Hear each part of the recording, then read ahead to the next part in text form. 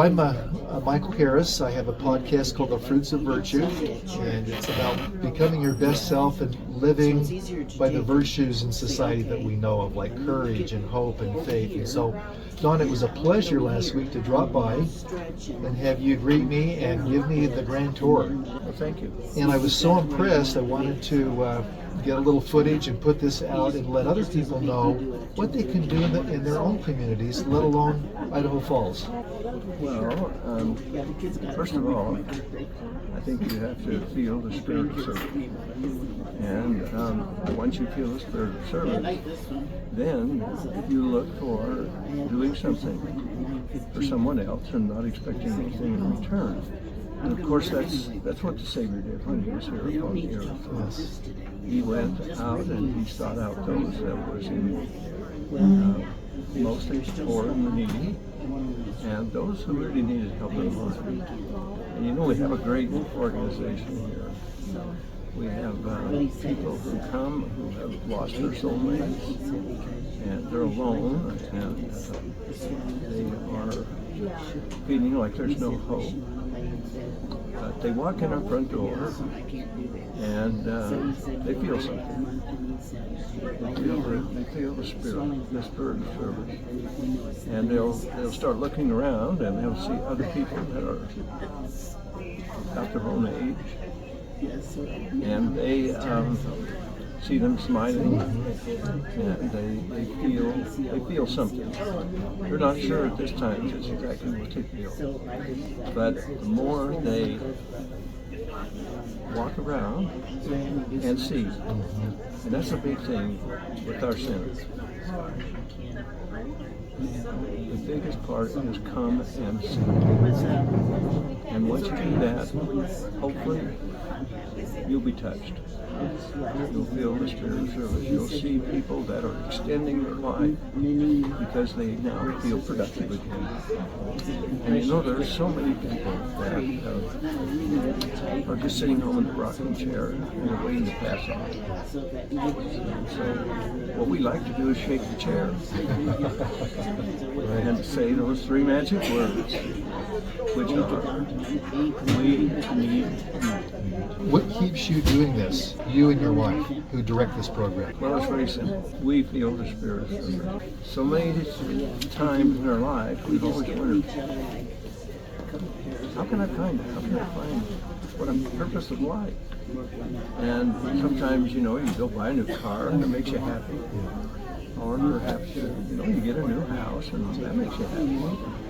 But there's one thing that stands far above that. When joy comes into your heart, you start getting a better understanding of why we're here on this earth. And it's all through service. What can you tell those who are considering doing some volunteer work or in the area in which they live? Yeah. And I say, this is full something for you. And they look at me, they're really kind of odd. What is it? It's full of blessings. When you get involved with the center, you start feeling blessed. And when you're doing something for someone else, you get blessed. Yes. And that's the purpose. That's one of the main purposes of the center. Excellent. Don and Moselle, thank you for what you do here. You've been doing it a long time. I know that we couldn't do it without you. And you lead these wonderful volunteers for doing fabulous work for our community.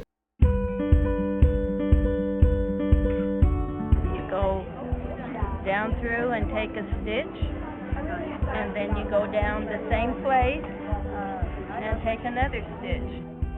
Each week, Tuesdays and Wednesdays, the Idaho Falls Humanitarian Center is buzzing with activity. About 150 people come here to volunteer their time and talents, making items that are donated to those in need throughout the area. It's a non-denominational, non-profit, all-volunteer operation. I love doing things for people, and I love doing things for the babies. Moselle and Don Neville have been the directors of the center since it opened in 2010. It was 14 years ago. A religious leader called us in and told us he'd had a vision. We needed to start a humanitarian center in the area and wanted us to head it up. With no idea just how to start, They began with a prayer in their hearts and a few quilting racks and sewing machines in a church gym. Today the center has its own building and does an unbelievable amount of good. Most people that walk in the doors are totally amazed. They have no idea this center is here and what we do for the community. But look at the work. Look at that. The mission? To search out those in need. Any nonprofit or church group can request donations from the Humanitarian Center. We service over 100 nonprofit organizations. We provide items to areas in Star Valley, all the way to Salmon, and from Island Park as far as Montpelier South. How long does it take you to make that? Forever coming here.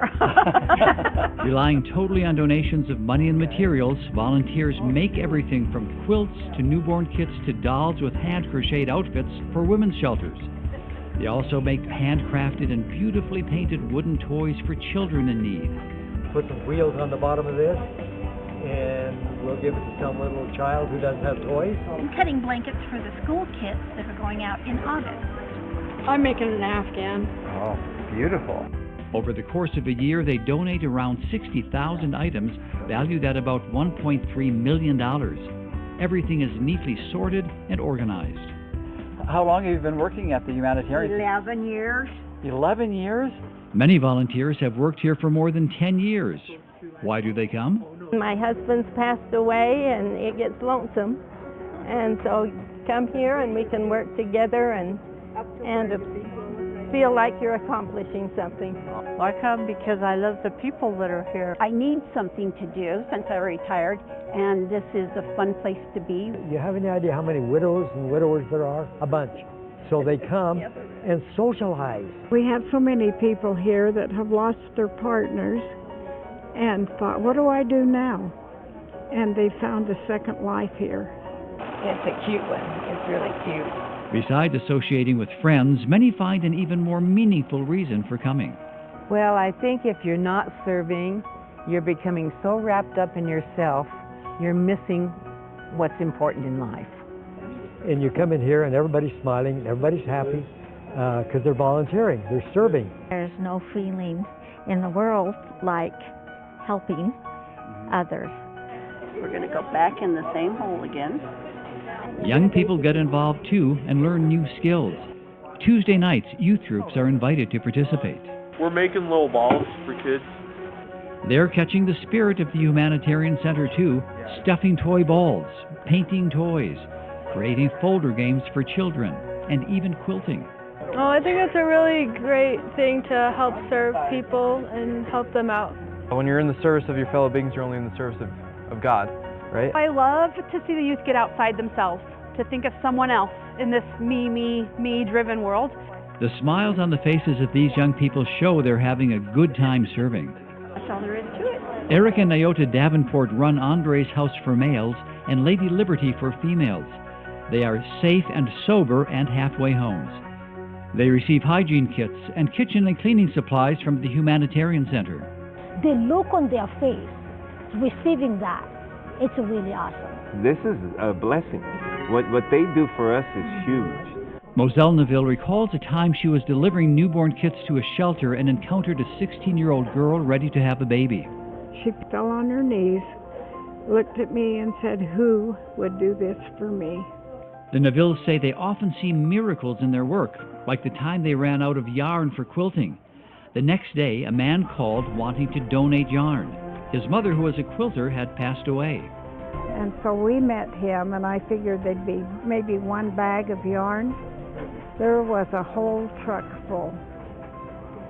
And we used that yarn for over a year. Another miracle is seeing lives changed because of the center. So many people are sitting home in the rocking chairs and they think life's over. But they have all these talents that they have accumulated over the years. And we want them to come and share them here at the center. So they come, and so all of a sudden they're socializing. They're feeling productive again. And pretty soon, they're smiling. Don Neville has this simple 3-word invitation to everyone of all faith groups willing to serve or donate. We need you. Those that experience the Humanitarian Center agree. It's a special place. I love it. Why? It is so good for me. It just feeds my heart. Being around other people and helping other people is definitely what's important. And because of that, you become a better person. And you feel better about yourself and about life if you get outside of yourself and start serving somebody else. So that's what this place is about. It's about service. I guess the thing that keeps us going is the Spirit. You know, the Spirit of the Savior is here at the center. And we feel that Spirit each day that we come. Just to come and just feel the Spirit here is something that touches me every time we come.